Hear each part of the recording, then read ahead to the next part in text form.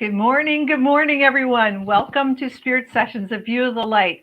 And we are here with our special guest, Tina C. Hines, TikTok influencer now. She's just got awesome TikToks. I just love your TikToks, Tina. And Tina's is a repeat cast. She's a psychic medium. She's an intuitive. She's a transformational life coach. She just does so many things. She's a wonderful healer.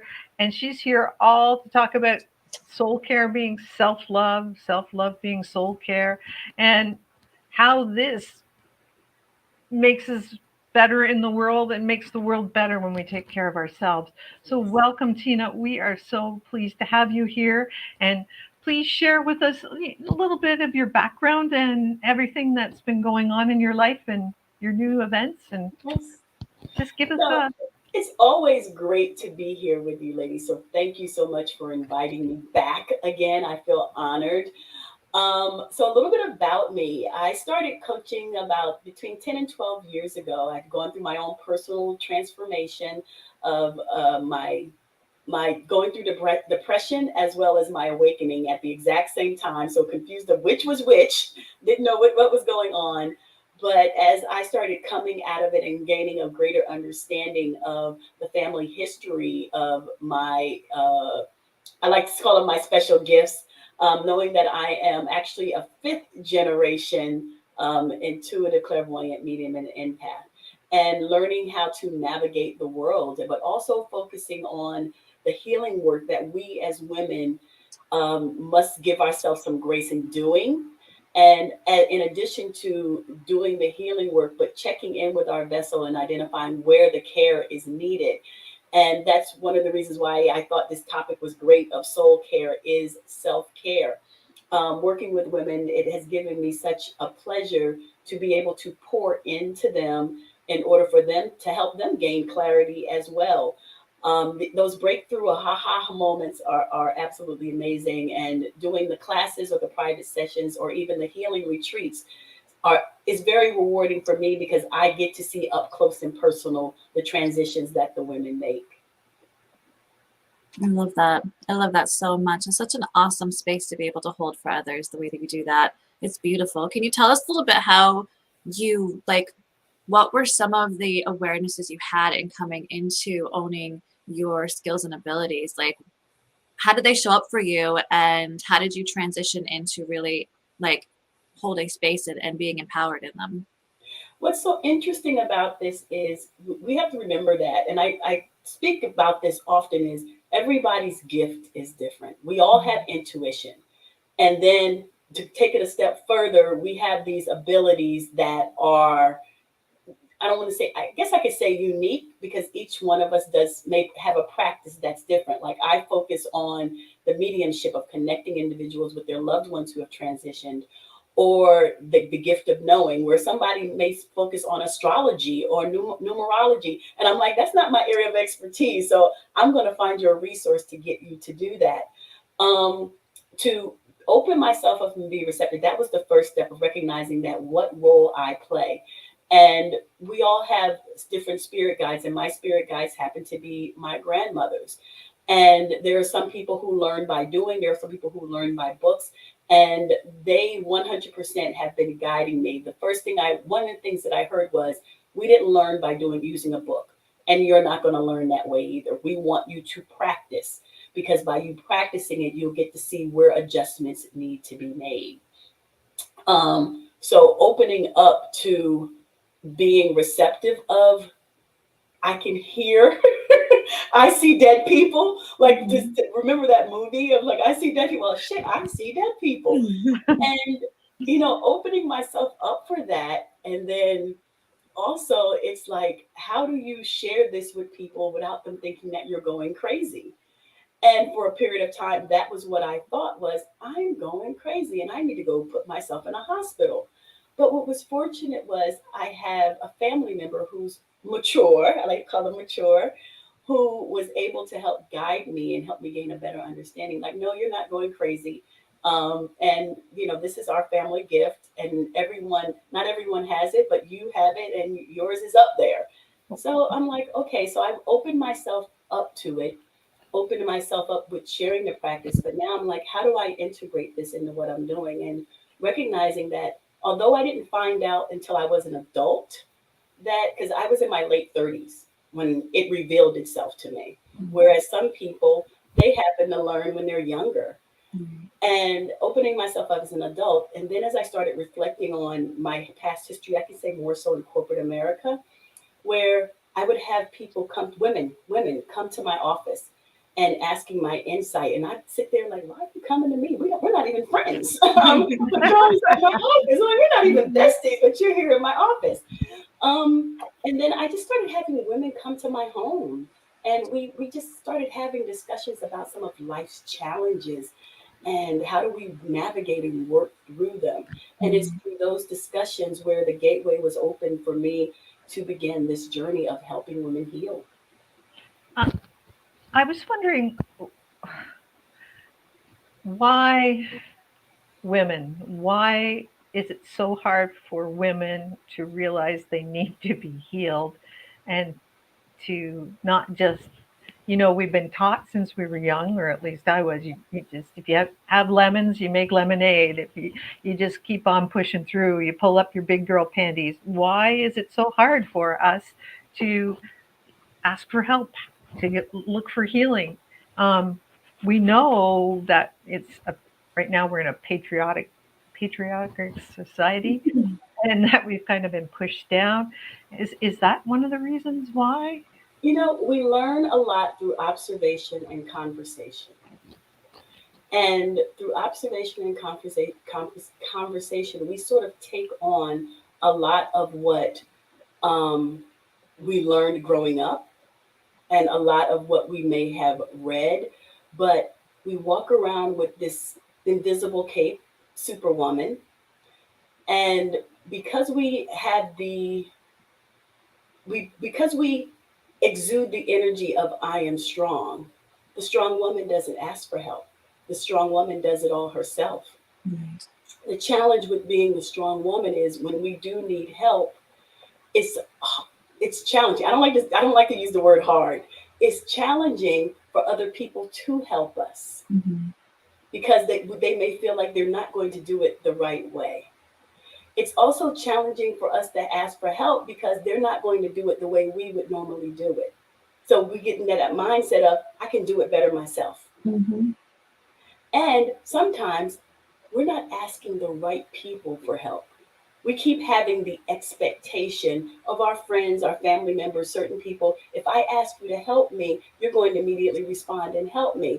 And we keep going back to them repeatedly and failing to realize you're going to the wrong people to ask for help for what you need because perhaps they don't know how to help you or they're not equipped with the tools to help you. And so that vicious cycle keeps going on. And you get to the point where nobody ever wants to help me. Nobody's here to help me. Well, you keep going to the wrong people expecting a different outcome. Pivot and go ask somebody else. And be okay with what their response is going to be. But recognize that we can't do it alone. When I was on my own personal healing journey, the first thing I recognized, I was like going through the clinical depression. My bestie couldn't help me. She could be a support system, but she couldn't help me. And then it was like my boss was okay, but they couldn't help me. They were like, the only help I need from my boss is give me the time to go see somebody that could help me. And then it was identifying the right therapist who was going to really understand what my needs were and wasn't going to treat me like every other patient, but was going to hone in on, I'm going through depression and I have a couple of these issues going on, but I'm also going through this awakening too. And I don't know what the F is going on over here. So I'm going to need you to be able to understand both of them. And, we as women, for the most part, we get the message and we react to it. We take care of. And that's typically has been our role of taking care of a lot of things, taking care of a lot of people. But the worst part about it is we're falling short in taking care of ourselves. I was busy taking care of everybody else. I forgot to take care of me. Right, absolutely. Do you think you need that person that's sort of removed from your family group or removed from your close people so they can get a look at you from a different perspective?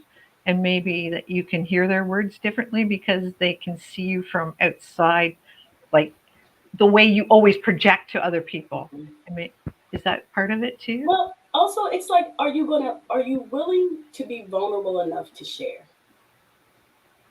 Because if you start being vulnerable and you expose yourself, like I say, you zip down and you expose your inner, you may be feeling like, I hope someone doesn't take advantage when I choose to share something that may be uncomfortable for me. Are you going to use this against me if I share with you, oh, I need help? And is somebody going to say, oh, I had to go help so and so because they were incapable of doing this? Are you going to throw it in my face? Right. And we don't want that. We don't want to feel like we had a weak moment. Yeah. So it's easier with almost like a stranger to be more vulnerable to that stranger because Yes. they don't have any personal hooks in you. No personal attachment. Confidentiality helps too, you know. It takes off that whole throwing it in your face later. So, you know, the objectiveness and the confidentiality definitely gives you a space that feels safe. Yes, I agree. Yeah, so disclaimer, because I'm going to say it, we're not medical professionals. So just before I dive into this question, I'm going to put that out there. Do you think that a lot of the depression and anxiety that we experience, or that the collective is experiencing, is due to a suppression of our gifts? I would think so. I think that, number one, a lot of people who have gifts, they're uncertain of how to navigate it because they don't want to, because they may feel like if I share too much of it, somebody's going to think I'm crazy. And it does take you connecting with your right tribe of people in order to say, okay, I am not alone in this world as I'm navigating and trying to understand this. There are other women and men out there just like me. And the depression, I consider depression as it was a season to get quiet because we're so busy navigating and doing everything in our lives that we rarely sit our tails down and get quiet enough. And so when you allow yourself to get quiet, you can hear. And then as you're hearing, you're like, okay, now I'm having a better understanding because the messages are coming and the messengers are coming. And once you've figured out that you're not alone and you can start having authentic conversations with others about it, then you're like, okay, now I can share. Like if you're in a space where people who are not gifted and all of a sudden you're trying to share and everybody's looking at you like this, versus in a community like us and everybody's leaning in because they're so excited to be engaging in conversation where you don't have to explain everything. It isn't an explanation, but it is a conversation. That dialogue is going back and forth between one another. And one of the things I want to go back to one question you asked me about how is it something about women. For me, with the working with the women, it comes from my family history. Like my great grandmother, she was the wife of a Pentecostal minister, and so she worked in the church and the ministry with the women. My grandmother, she worked with women, infant, and children. So making sure women were okay with their babies and making sure that they got what they need. My mother was a nurse. so it is definitely has been passed down that although I've worked with a few men, I'm directed towards working with women because of this. We carry so much weight on our shoulders. We do. And we don't have to be the end all be all for everybody. We have to do that to ourselves first. Absolutely. I think it also speaks to the rise of the feminine. The divine feminine's coming into place in a very powerful way right now. And, you know, yes, that's showing up in the masculine, you know, dynamic as well, that they're starting to integrate more of the feminine, or the mainly masculine, I should say. I don't want to say just masculine, but I think that it's important that the strong feminine energy is coming and women are ready to ask for help. They're ready to find their people. They're ready to step into their power, you know, and that's going to help elevate those who are mainly masculine into being able to embrace their feminine as well. So it's very, you know, it's very important that it's been happening in this way because it's, you know, again, it's part of the divine plan, right? So it's to be celebrated. It's very cool. Very cool. So how are we bringing, okay, so let's bring this back into our main topic, which is the soul care is self-care. And how can we embrace being more aligned, in tune, aware of our soul itself? Because of course we get stuck in this physical 3D body and this 3D world. And a lot of times I know myself personally have trouble getting out of, you know, paying bills and taking care of kids and all those things that really hold us in being, you know, here and not always being in our, you know, within, being able to tune into ourselves. So when I think about soul care, it's funny because um, I had gotten a yoga massage from a colleague of mine. And when we finished, I was like, that wasn't self care to me. That was definitely soul care. Mm. And it was just the music that was permeating the room that we were in, reminding us that, you know, you don't have to save the world today. You don't have to save the world. You can rest. And so the song was, you just need to rest. And when we think about the soul care, it is about about sitting still for a little bit. Mm. I mean, even when you're meditating, and sometimes the meditation is, let's just calm the brain down a little bit. Let's just have, you know, give her some ease where she's not worried about all that she has to be responsible for. That soul care is sitting in stillness. That soul care is, you know, allowing yourself to write in your journal and release. Release the good, release the not so good. That soul care is nourishing your body with whatever she needs and just reconnecting with her. And also doing a check in. I like to call it, you know, doing the check in when you go from head to toe, of checking in with your vessel and seeing where she needs more attention. And rarely do we just literally just stop and do that. We are busy beings. We consistently need to be moving and shaking. Something needs to be done. If we're not doing anything, it's considered lazy. But if you're not doing anything, what about it means I'm taking care of me? Mm-hmm. I mean, you're taking care of yourself, and this is beyond the surface care. Great, you can do a manicure. Great, you can do a pedicure, massage, and all that other great shit. But you have to really be, let me connect with her. Let me go inside. Let me identify what's making her happy and how do we continue that? What's feeding her soul and how do we continue that? And maybe it could be applying some tools that you may have used by a class or what someone like a Brene Brown would speak of. Mm-hmm. You really need to go inward and start applying the tools that you learn. Like you read a book and like that passage sits with you. And it's like when you read it, it sits with you. Why does it sit with you? And allowing yourself to really say, okay, I'm getting it now. Because our bodies are requiring attention and it gives us little signals and we keep ignoring it until it gets louder and louder. Mm-hmm. I mean, a headache turns to a migraine. You're wondering what's going on. It's your body saying, I need you to sit down somewhere. Mm-hmm. You're feeling some dis-ease or discomfort. It's asking you for the attention that we're choosing not to give it at that moment. Yeah, absolutely. And in a world where, like you said, you know, we're busy all the time, told to, you know, we're programmed to be busy. We are Yes. programmed to stay moving, be productive, never stop, you know, never take time for ourselves. So the greatest act of rebellion would be self-love and self-care. Absolutely.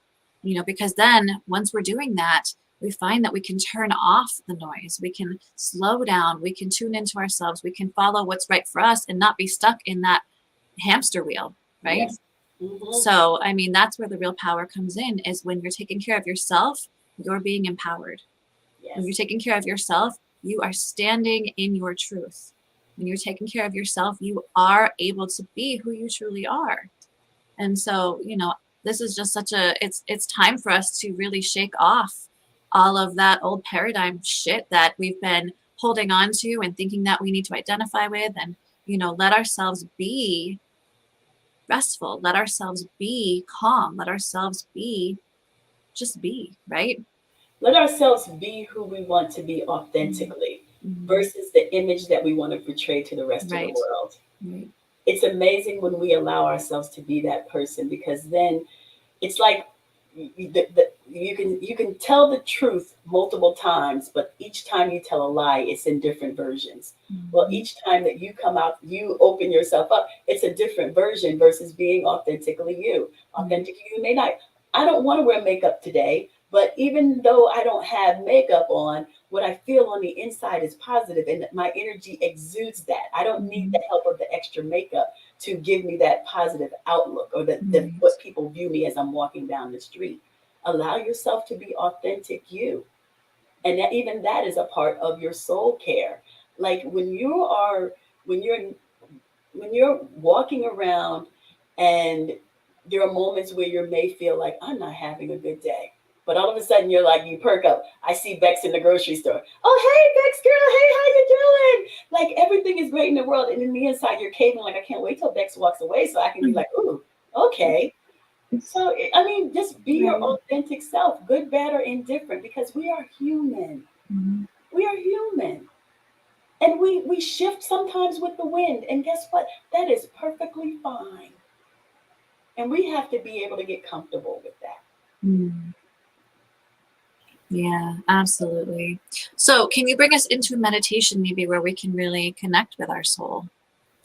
So yeah, I can do that. I actually not putting you on the spot or anything. I know. I'm like, okay. I feel like she can, she's good at this. She got this. Do I grab my sound bowl or do I? But I have this, and then I have my water thing over here. But I think that I will grab my little wind chime thing here because it's peaceful. Oh, beautiful. And you can gently close your eyes and take a deep inhale through your nose and slowly release. And one more time. A deep inhale through your nose and slowly release. And relax the body. Drop your shoulders.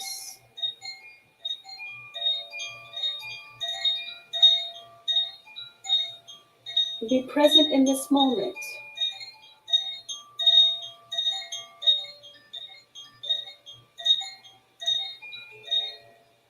No need to worry about tomorrow because it is not here.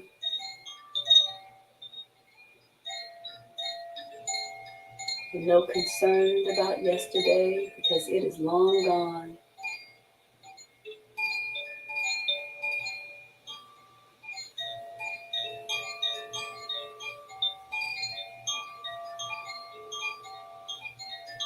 And just simply imagine yourself near the beach, the sand under your toes,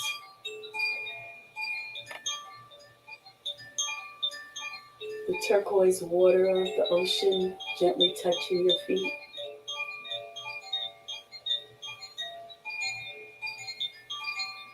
And just breathe in the peace.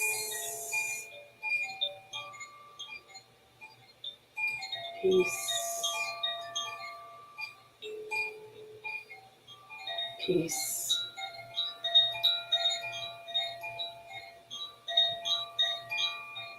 For as far as your eyes can see, out in the horizon,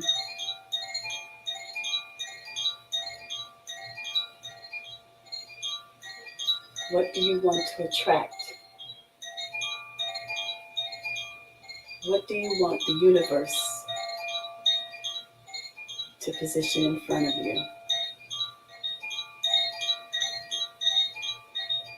As each wave comes in and gets closer,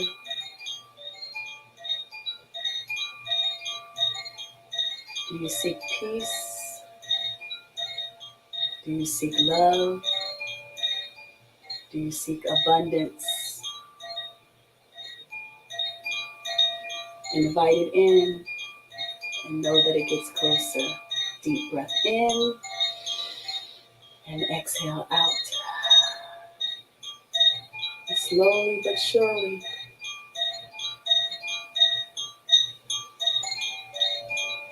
it is at your feet. Allow yourself to bend down and grab it.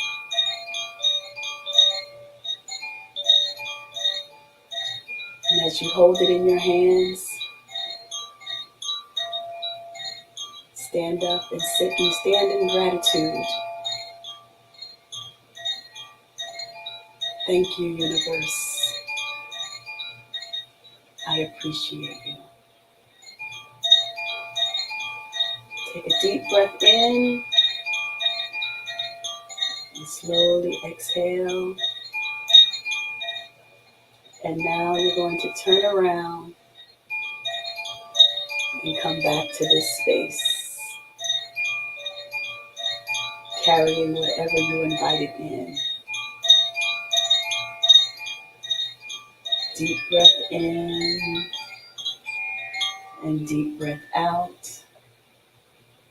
And one final deep breath in and deep breath out.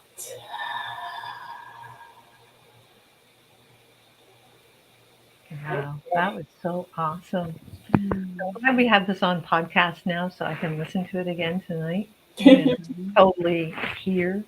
I can be totally present with it. Yes. Lovely.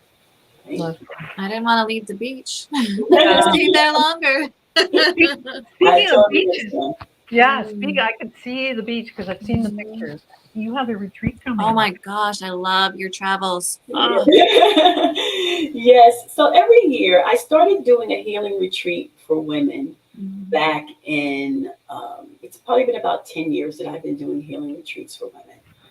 And more recently, we've been going to Anguilla every year.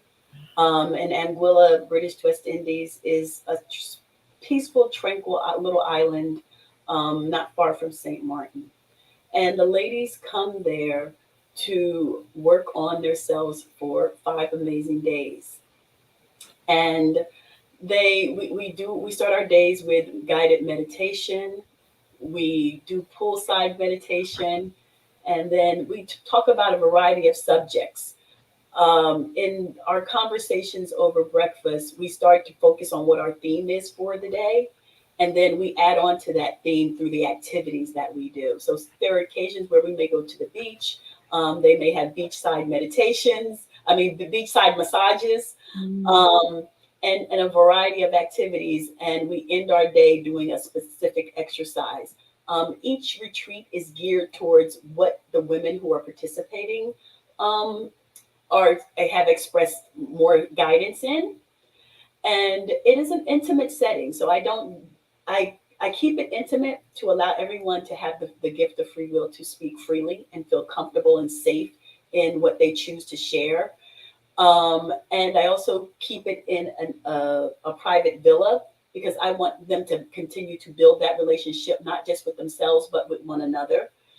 And over the years, it has been one of the key components of the work that I do to help women escape from everything that they're working on at home and just be present with themselves for 5 full days. We often say is you never return home the same because whatever you came there with, you left it somewhere in the ocean. Wow, I love that. Sounds beautiful. Sounds amazing. And it usually takes place the Tuesday after Mother's Day. So we leave the Tuesday after Mother's Day, and it ends that following Sunday. Lovely. And people can sign up still, or is there space left? I actually have one space left for the retreat, and details are on my website, tinachines.com. And if the space is filled, you can always join the waiting list. So once the details for either if someone realizes that they are unable to come, I can reach out to you, or you can be on the list for the retreat for the coming year. So the dates for 2023 will be coming out shortly once I get through 2022. It's always being in the future, planning for the future, but trying to be present. It's always a struggle, isn't it? It really is a challenge. When I'm doing the retreats and I'm thinking about key pieces that allow the ladies to have a breakthrough. I'm like, okay, how can I capture that and bring it to the next one? And even when I'm thinking, with everything that happened, what's going on in the world, I try not to talk about it a lot. We have to prepare to pivot. And last year the year before last, we were unable to have the retreat due to being unable to travel. And so it had to shift to last year. So there was only 1 year that I actually was unable to do the retreat. But other than that, the healing retreat I do there. And I also do a spiritual retreat in Bali. We did that 2 years in a row in Bali. Somebody already said, ask Tina about Bali. Yes, she's one of my clients. She did the Bali retreat. And so I do a spiritual retreat in Bali, Indonesia. So spiritual is healing as well, but the more healing work takes place in Anguilla. But Bali is a very spiritual place that allows you to really connect with your higher power, whomever you choose to serve. And that's why I like to keep it open, a focus on whom you're choosing to serve. And that's how you're guided. And when we go to the healing temples and we have the different discussions about what we experience, and then I also bring in some Balinese practitioners. So I bring in a chakra healer to work with the ladies while we're there. And also everything is around a massage. So we always get like some body care while we're there. But I love my chakra healer that I was able to connect with in Indonesia that I bring in to work with the ladies as well. Are you doing one of those this year as well then? Bali is challenging this year. Hopefully next year they'll open up a little bit more because right now you have to quarantine upon arrival and you have to do it for 5 days. And most people don't have that amount of time for vacation. Right. So I'm looking at hopefully bringing Bali back for 2023 once they loosen up some of their policies on entering the country. Yeah, it's too bad you couldn't do it in Georgia, and then you can have another healing retreat right in Georgia. You know what's funny? I've only done one healing retreat stateside. Wow. Only one state. And I can, part of the reason is I feel that when you're in the States, you don't allow yourself to disconnect as much. Right. You don't allow yourself to be present. And outside the country, it's like make that one phone call that you got there safely. And now really focus on yourself. You don't have to connect to social media. You don't have to share everything that's going on in social media, but be present and here with yourself. And so I've only been called one time to do the retreat in the States. But other than that, I'm like, the energy just feels like, I personal feeling, I feel like the energy here is in the States is just so heavy. Yeah. And once I get you outside of it, at least you're allowed to shed some of those layers off and leave it in that particular country. Yeah. I keep getting asked. One day I may do another one. I haven't totally 100% committed yet. You just have to go to remote place. Maybe Canada. Maybe you have to come up to Canada because it's easy for you to get up here now. Or it should be soon. Long as it's warm, Rhonda. It's not right now. I don't do cold, Rhonda. Well, there are warm places in the summer here. Very warm. Way too warm. Yeah. Yeah. But you know, hey, if you're gonna do your healing, your really deep healing and everything, you're gonna do it in paradise. Like it makes sense. Yeah. Yeah. It absolutely makes sense. And it's also sort of like going to that different therapist where when you go somewhere new and different, you can be who you are because you don't care about anyone else around you because they don't know you, right? Very true. Very true. You can be who you are. So there's no expectations. That's lovely. And I love your pictures always. Like they're just amazing. That's I'm gonna reel you in. Like he was like, I'm tired of seeing your pictures. I'm going to be in your pictures. Teleportation, astral travel. I'll get there. That's awesome. That's so awesome. So that's what's coming up next. Now, do you have any more online classes or groups people can connect with, say, since they can't get into your retreat? If yes, definitely. So right now, I do have a group on Facebook. It's called Open Doorway to Self-Love.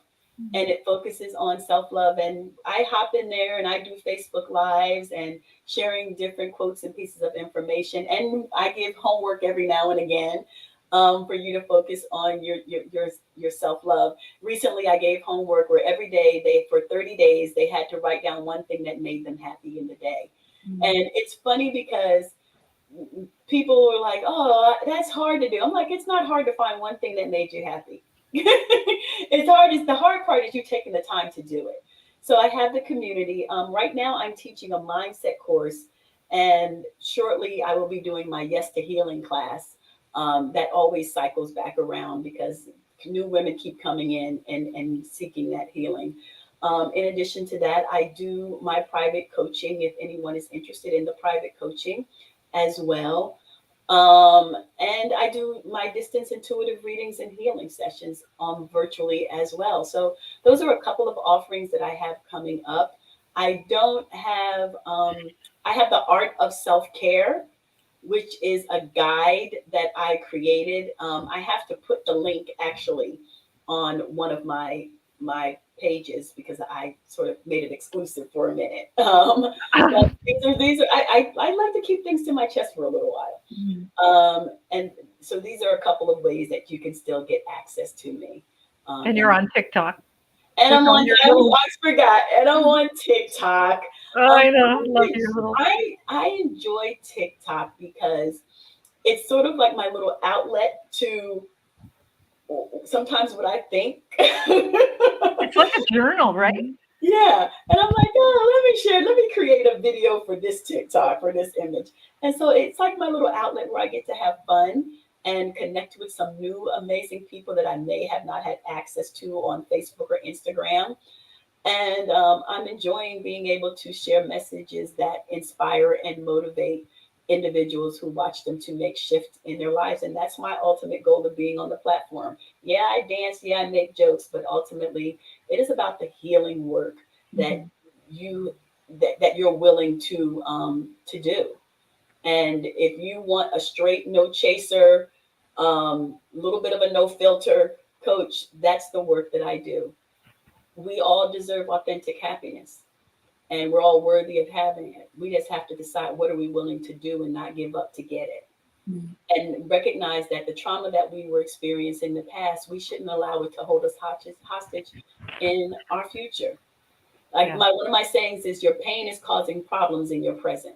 Your past pain is causing problems in your present.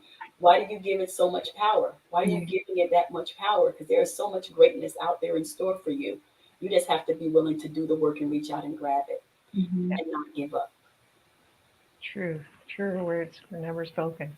Got to drop that baggage and get on the train to your life, right? Because it's heavy as all heck. Yeah. You want to carry it around, you got to drop it. So awesome. I'm so glad you're in the world to help people learn that and help women especially because, there's been a lot of baggage dropped on our heads over the generations. So, and we need to collectively let it go so we can move forward.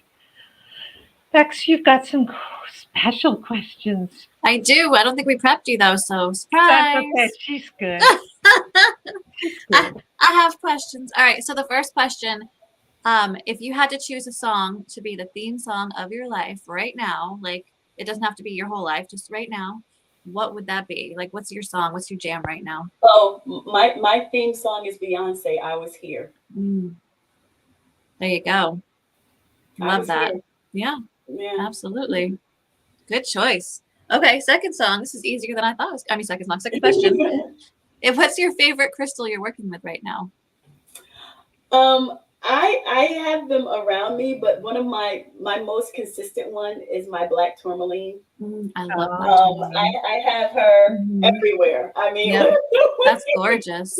Yeah, a friend of mine who makes jewelry, she made this for me. Oh, so that gets on you. Yeah, I need to protect my energy at all costs. Absolutely. I think right now, especially like black tourmaline is such a powerful asset, a powerful tool for us to have. I keep it usually around me or tucked in my bra. Always. Always.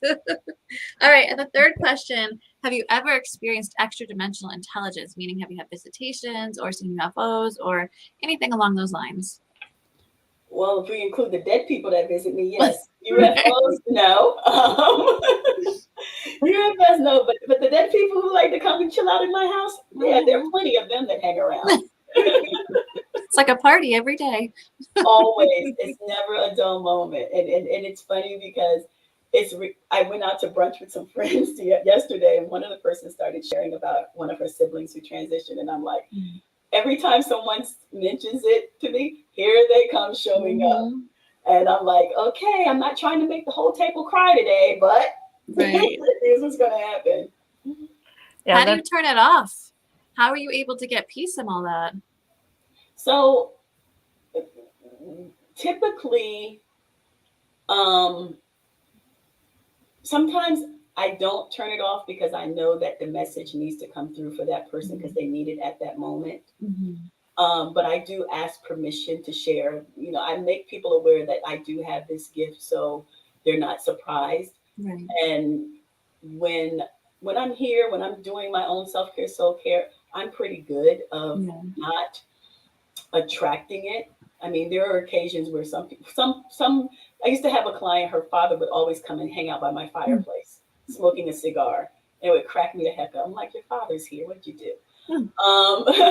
But, you know, when I walk outside my home, I envision a wave of water surrounding me and knocking out what I don't need and letting through what I do need. And that has been one of the best ways for me to navigate when I'm out of my protective space, and also selecting when I go out. As far as the spirits that come here, for the most part, my spirit guides are my protectors, and they allow with whom they want to come in and connect with me. And then they lock arms to keep people a distance from me, keep spirits a distance from me. Also with I don't push it away as much as I used to, because early on I think there was more of this discomfort with it. Right. But now I'm having the realization that I am being used as a vessel to share a message for a reason, and I can't push all of it away. I have it's okay for me to be open to it, as long as it's safe for me. Right. So you've got your gatekeepers in your office. I love that. Yeah. Receptionists right around you all the time. Yeah, always here, and 3 more.